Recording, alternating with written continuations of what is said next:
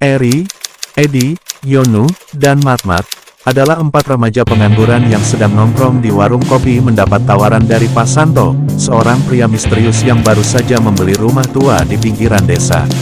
Rumah itu sudah lama kosong, terkenal angker di lingkungan sekitar. Pak Santo ingin mereka menjaga rumah itu selama 3 malam sebagai syarat ritual, membersihkan energi lama. Bayarannya besar, 1 juta rupiah per orang, per malam.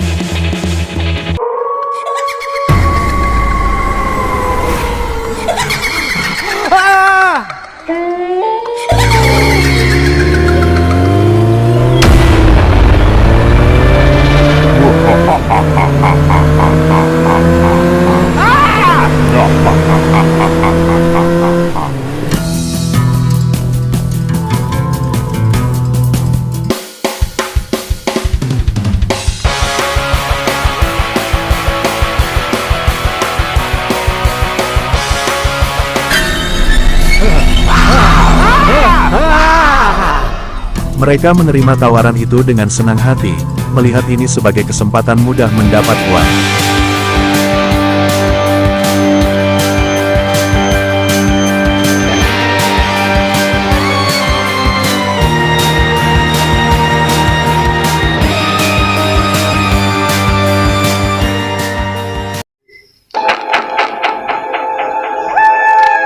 Pada malam pertama, suasana rumah sangat sunyi dan dingin. Eri menganggap ini biasa, namun, Edi merasa ada yang mengawasi dari balik tirai. Yonu mendengar suara bayi menangis dari loteng, tapi saat diperiksa, tidak ada apa-apa. Lampu sering berkedip, dan Matmat melihat penampakan bayangan putih meloncat-loncat di sebuah ruangan.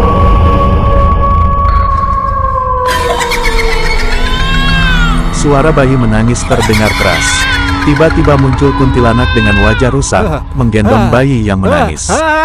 Yonu pingsan. Matmat terkunci di kamar mandi dan melihat pocong melayang di balik jendela. Eri mencoba membaca doa, tapi justru merasa tubuhnya berat dan sesak napas.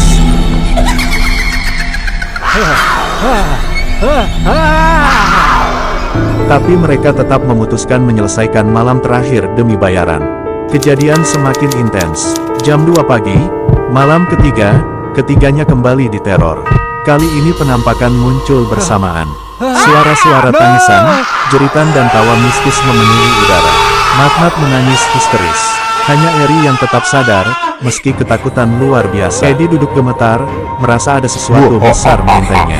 Sekilas, ia melihat sesosok genderuwo besar dan berbulu berdiri di pojok ruangan dengan mata menyala merah. Edi pingsan. Yonu kerasukan dan berbicara dan menangis dalam suara wanita. Pagi harinya mereka mulai merasa sakit, demam, lemas, mimisan tanpa sebab. Hanya Eri yang terlihat sehat. Malam setelah menerima bayaran dari Pak Santo, Eri tak sengaja bertemu seorang anak yatim piatu yang menangis kelaparan di pinggir jalan. Setelah malam terakhir, keempat remaja kembali ke rumah masing-masing.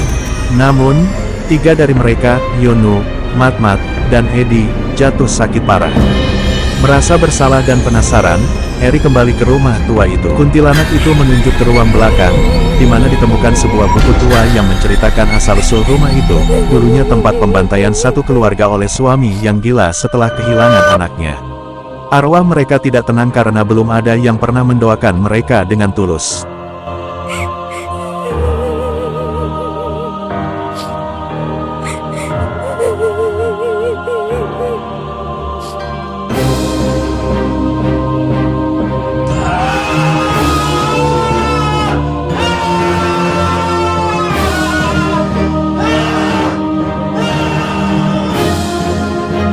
Ia membawa sesajen dan doa-doa yang ia dapat dari seorang Kiai Sanhadi.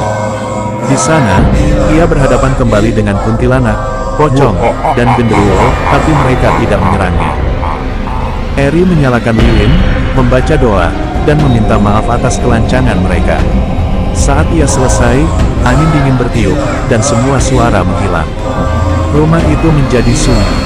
Yonu, Matmat, dan Edi perlahan sembuh setelah Eri mendoakan arwah rumah itu bersama warga sekitar. Rumah itu kini kosong kembali, tapi tidak lagi tampak mengerikan. Namun, ada satu hal yang ia ingat. Eri memberikan seluruh uang bayarannya malam itu kepada anak tersebut. Eri, yang awalnya hanya ingin uang, akhirnya belajar bahwa kebaikan sekecil apapun bisa menyelamatkan nyawa.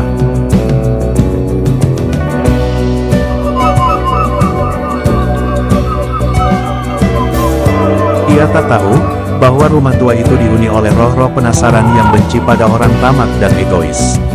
Mereka hanya mengincar orang-orang yang menyimpan bagian dari kutukan itu, yaitu uang haram dari rumah angker tersebut.